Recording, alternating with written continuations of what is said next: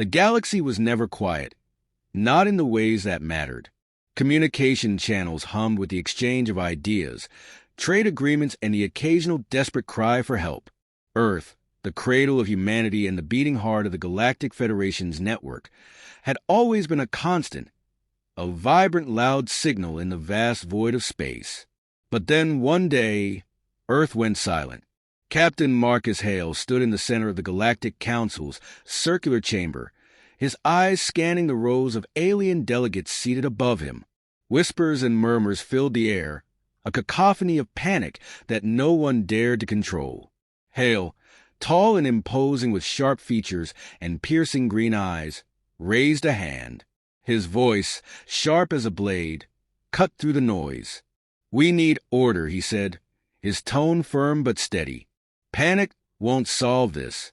The murmur subsided, replaced by tense silence. The assembled leaders looked to Hale, as if he alone could explain what had happened. But the truth was he didn't know. No one did. For 3 days, no signal had come from Earth. Not a whisper, not a pulse. Attempts to establish contact had failed. The planet, still spinning on its axis, was now a black hole in the galaxy's web of connections. Admiral Tharn leaned forward from his seat, his blue-scale face twisted in thought. A veteran of countless wars, Tharn was not a man prone to fear. Yet, even he seemed unsettled. "This silence is not natural," he said, his voice a low growl. "Earth does not simply vanish. Something has happened, something deliberate, or something catastrophic," Hale countered. "If Earth is under attack, we cannot afford to sit here debating theories." The room erupted again, a clash of voices debating the nature of Earth's silence. Some spoke of rebellion, others of sabotage. A few whispered of ancient prophecies, long dismissed as myths, that warned of Earth's sudden disappearance, heralding the galaxy's doom. Hale clenched his jaw, frustrated by the lack of unity. The galaxy's most advanced minds were here, and yet no one had an answer. It was then that Commander Elias Drake spoke. Standing at the far edge of the chamber, the scientist's calm demeanor contrasted with the chaos around him. Drake was younger than most of the council members, but his reputation for unyielding curiosity and intellect had earned him a place among them. "Speculation won't help us," he said. "We need action. Allow me to lead an expedition to Earth. I'll find out what happened." The room quieted, eyes shifting toward Hale. As a senior military leader, his approval was critical. Hale regarded Drake for a moment, weighing the risk. He knew the younger man was capable, but the mission was perilous. If Earth had fallen to some unknown threat, sending a team could be tantamount to suicide. "You'll take a small crew," Hale said finally. "Only those who volunteer. And you'll have one mission. Find out what happened. No heroics, no unnecessary risks." Drake nodded. Understood. The council moved swiftly to approve the plan, desperation overriding protocol. Within hours, the expedition team was assembled, and the sleek exploration vessel Aegis was prepared for launch. Standing on the hangar deck, Drake surveyed his crew, seasoned specialists, each of them handpicked for their skills. They were men who had faced the unknown before, yet none could hide the unease in their eyes. As the Aegis lifted off, the vastness of space stretched before them. The journey to Earth was not long, but it was fraught with tension. Along the way, the ship's sensors picked up faint, fragmented transmissions. Voices, distorted and broken, speaking in Earth's languages but offering no coherence. It was as if the planet was trying to communicate but couldn't. "Can you make sense of it?" Drake asked his communications officer, Lieutenant Oren. Oren shook his head, his brow furrowed in concentration. "It's like echoes of something, not a live signal. Almost like a recording on a loop, but corrupted." Drake didn't respond. His eyes were fixed on the viewport, where the blue-green orb of Earth had just come into view. It looked the same as it always had, serene and beautiful. Yet the silence was deafening. As they entered orbit, the Aegis began its scans. The results were baffling. The planet's infrastructure was intact. Cities, power grids, even automated systems were operational. But there was no sign of life, no movement, no heat signatures, nothing to indicate that anyone was there. "This doesn't make sense," Oren said. "It's like they just vanished." Drake's mind raced, trying to piece together the puzzle. If Earth's population was gone, where had they gone, and why? He considered the possibility of an evacuation, but there was no evidence of ships leaving the planet. It was as if 8 billion people had simply ceased to exist. Suddenly, the ship's alarms blared. "Incoming transmission," Oren reported, his voice tight. "But it's not coming from Earth." Drake frowned. From where, then? Oren hesitated. "It's hard to pinpoint, but somewhere deep within the solar system. Possibly an outpost or a hidden station." "Put it through," Drake ordered. The transmission crackled to life, a garbled mix of static and faint voices. Amid the noise, one phrase repeated over and over. "Do not disturb the silence. Do not disturb the silence." The crew exchanged uneasy glances. Drake's stomach tightened. Whatever was happening on Earth, it was bigger than he'd imagined, and the warning, cryptic as it was, felt more like a threat. "We need to proceed with caution," he said, his voice steady despite the tension. "Prepare to land. We'll start with the capital." The crew obeyed, their movements precise but hurried. As the Aegis descended toward Earth's surface, Drake couldn't shake the feeling that they were walking into a trap. But he had his orders, and the galaxy was waiting for answers. What they would find on the ground, however, was beyond anything they could have prepared for. The Aegis touched down on the outskirts of what was once Earth's capital, its landing thrusters stirring up clouds of dust that hung heavy in the still air. The city loomed in eerie silence, its towering skyscrapers untouched by war or decay, but devoid of any signs of life. Streets that should have been teeming with activity were frozen in time, as if humanity had simply stepped away and never returned. Commander Elias Drake tightened the straps on his suit, his gaze fixed on the desolation through the ship's viewport. "Everyone stays sharp," he said, his voice calm but commanding. The 6-man team around him nodded, their expressions grim. Lieutenant Oren adjusted his communication gear, while Sergeant Kane, a no-nonsense field operative with years of experience in hostile environments, hefted his rifle with practiced ease. The team moved as one, descending the ramp into the lifeless city. The silence was oppressive, broken only by the sound of their boots on cracked pavement. "This place is wrong," Kane muttered, his voice low. "It's too clean. No debris, no signs of panic. It's like they just stopped." Drake didn't respond immediately. He felt it too, an unnatural stillness that set his nerves on edge. He activated his scanner, the device emitting a soft hum as it began to map their surroundings. The readings confirmed what they already knew. No heat signatures, no life signs. But there was something else, something faint, a low-frequency signal pulsing beneath the surface, almost imperceptible. "There's a signal," Drake said, his brow furrowing. "Buried deep. Oren, can you isolate it?" Oren knelt beside a cracked metal pillar, his fingers flying over the controls of his portable console. "It's faint, but it's there. It's coming from below us, maybe a few kilometers down. Whatever it is, it's strong enough to disrupt normal readings. Can you trace it?" Drake asked. Oren nodded. "I'll need time, but I can get us close." Drake glanced at Kane. "Set a perimeter. We're not alone out here, even if it feels like it." The team moved with precision, sweeping the area for potential threats as Oren worked. The longer they stayed, the heavier the atmosphere seemed to grow, like an unseen weight pressing down on them. Drake found his thoughts drifting to the garbled transmission they'd intercepted in orbit. "Do not disturb the silence." What had it meant? Was it a warning? A plea? After what felt like an eternity, Oren stood, his face pale but determined. "I've got a lock on the source. It's about 10 kilometers northeast, under the old financial district." "Let's move," Drake ordered. The team formed up, their movements cautious but deliberate as they navigated the deserted streets. The city felt like a tomb, its grandeur now a monument to a vanished people. As they approached the coordinates, the faint signal grew stronger, its pulsing rhythm resonating in Drake's chest like a second heartbeat. The entrance to the source was hidden beneath the ruins of an old skyscraper. A concealed hatch, almost invisible to the naked eye, slid open with a hiss as Orin bypassed its security protocols. A cold gust of air rose from the darkness below, carrying with it a metallic tang that set Drake's teeth on edge.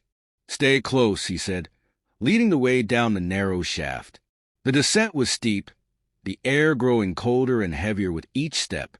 The faint signal became a steady hum, vibrating through the walls and floor. By the time they reached the bottom, the team's tension was palpable. The chamber they entered was vast, its walls lined with machinery that hummed with latent energy. In the center stood a massive spherical object, its surface smooth and black as obsidian. Strange symbols, faintly glowing, shifted and pulsed across its surface like a living thing. Drake felt a chill run down his spine as he approached. "What is it?" Kane asked, his voice barely above a whisper. Orin's eyes were wide as he scanned the object. "It's not human. The technology, it's centuries, maybe millennia beyond anything we've ever seen." Drake reached out, his hand hovering just above the surface of the sphere. It radiated a subtle warmth, almost inviting. "This must be what's broadcasting the signal," he said. "But why? And for who?"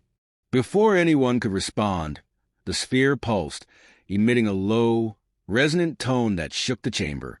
The symbols on its surface shifted faster, their glow intensifying. Orin's console lit up with a flurry of data, his fingers scrambling to make sense of it.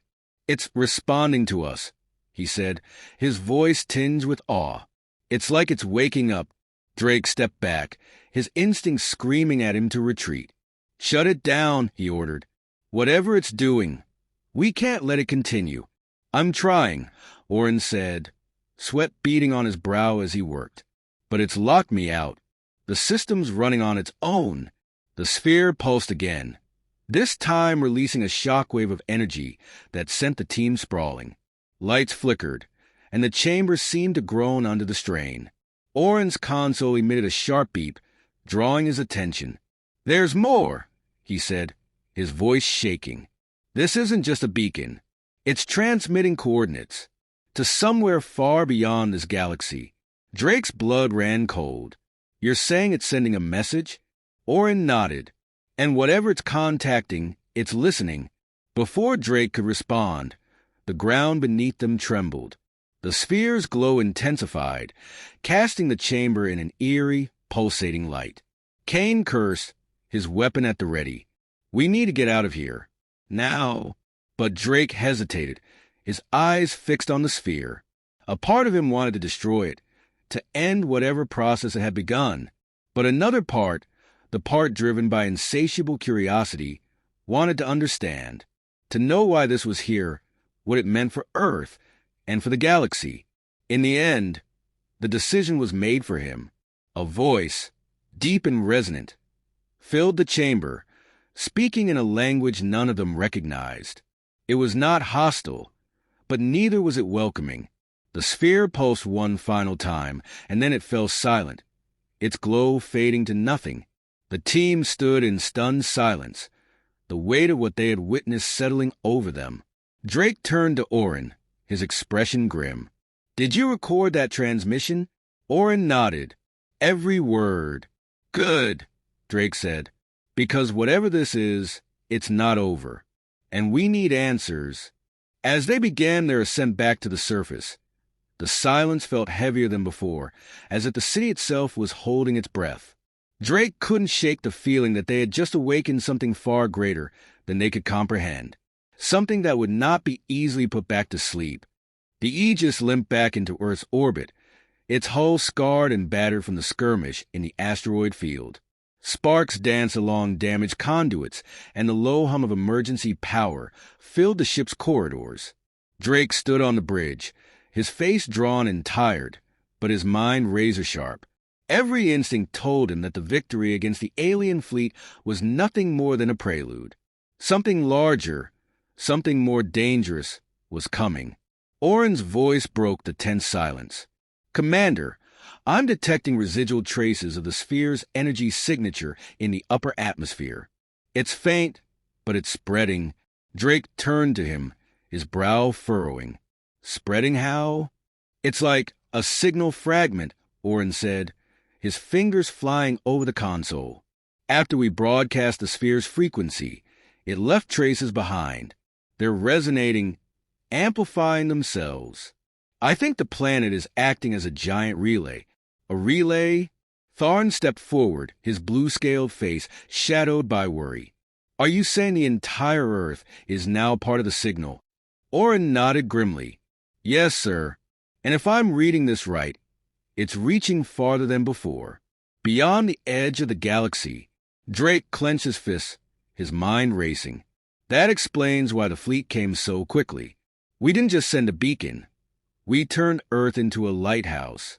Kane stepped in, his rifle slung across his back. "So what now?" "We stopped the first wave, but if the signal's still broadcasting, we're sitting ducks for whatever's out there." Drake nodded, his jaw tightening. "We shut it down. Whatever it takes. We stop the signal." Tharn crossed his arms, his voice grave. "And if we can't, Earth may not survive the next attack." Drake turned back to the viewport, staring at the planet below. "We don't have the luxury of failure." The decision made, the team moved quickly. Oren and Kane joined Drake in the ship's armory, where the commander reviewed their supplies. Ammunition, explosives, and specialized equipment were checked and double-checked. They didn't know what they were walking into, but they had to be prepared for anything. "You think the sphere's still active?" Kane asked, breaking the silence. Drake nodded, his expression grim. "It has to be. That signal didn't start broadcasting on its own. Something triggered it, and we need to find out why." Oren adjusted his comms gear, his face pale but determined. "If we can locate the source of the signal, I might be able to disrupt it, but we'll have to get close. The sphere systems are too advanced for remote interference." Drake clapped a hand on Oren's shoulder. "Then we get close, and if we can't disrupt it, we destroy it." The Aegis descended once more, this time landing near the ruins of an old military installation in the Nevada desert. The barren landscape stretched out in every direction, the silence broken only by the softness of the wind. The entrance to the facility was partially buried under sand and debris, but it was intact. As the team approached, their boots crunching against the gravel, Kane raised his rifle, scanning the area for threats. "Clear so far," he said, his voice low. Drake nodded. "Let's move." The facility's interior was cold and dark, the air stale from decades of abandonment. Rusted machinery and faded insignias lined the walls, a stark reminder of humanity's past conflicts. The deeper they went, the stronger the faint hum of the signal became, vibrating through the floor beneath their feet. "It's coming from below," Oren said, consulting his scanner. "The lowest level, maybe deeper." Drake led the way, his sidearm drawn, as the team descended into the depths of the facility. The air grew colder, and the walls seemed to press in around them. The hum grew louder, almost deafening, as they reached a massive chamber hidden far beneath the surface. In the center of the room, embedded in a pedestal of alien metal, was a smaller version of the sphere they had found in the capital. "It's a node," Oren said, his voice filled with awe. "One of many, if I had to guess. They're all connected, amplifying the signal." Drake approached the node cautiously, his weapon raised. "Can you shut it down?" Oren knelt beside the pedestal, his hands trembling slightly as he examined the alien symbols etched into its surface. I think so, but the system's complex. It's not just broadcasting, it's communicating. There's an intelligence behind it." "Then move fast," Kane said, his eyes scanning the shadows for movement. "We don't know how long we've got." Oren nodded, his fingers working quickly to decipher the node's controls. The hum grew louder, almost as if the sphere was reacting to their presence. Suddenly, the room was flooded with a bright, pulsating light, and the ground beneath them shook violently. "They know we're here," Orin said, his voice panicked. "I need more time." Drake and Kane moved to cover, their weapons trained on the entrance as the tremors intensified. From the darkness emerged figures, sleek, metallic constructs with glowing eyes and razor-sharp limbs. They moved with inhuman precision, their intent clear. "Contact!" Kane shouted, opening fire. The room erupted into chaos as the constructs advanced, their movements relentless and methodical. Drake joined the fight, his shots precise as he aimed for their glowing cores. Each one that fell was quickly replaced, their numbers seemingly endless. "Hurry, Orin!" Drake shouted, his voice barely audible over the roar of gunfire. "I'm almost there," Orin replied, sweat pouring down his face as he worked. Just a few more seconds. The constructs closed in, their clawed limbs slicing through metal and stone. Kane fought like a man possessed, his rifle blazing, but even he began to falter under the relentless assault. Drake felt a searing pain in his side as one of the constructs landed a glancing blow, but he pushed through, his focus unwavering. "Now, Orin!" Drake shouted. With a final keystroke, Orin activated the override. The node emitted a piercing scream, its surface cracking as the signal abruptly ceased. The constructs froze mid-attack, their glowing eyes dimming as they collapsed into lifeless heaps. The chamber fell silent, the only sound the ragged breathing of the team. Drake staggered to his feet, clutching his wounded side, and helped Orin up. "Is it done?" he asked, his voice hoarse. Orin nodded weakly. "For now." But this was just one node. There are others out there. If we don't shut them all down. Drake didn't need him to finish. The signal might be silenced for the moment, but the threat was far from over. As the team made their way back to the surface, battered but alive, Drake couldn't shake the feeling that they had only scratched the surface of a much larger conflict. "We'll find the others," he said, more to himself than to anyone else. "Whatever it takes, we'll stop this." Above them, the sky was a deep, foreboding black, as if the universe itself was watching and waiting. The silence that followed was heavy, a reminder that the battle for Earth and for the galaxy was only beginning.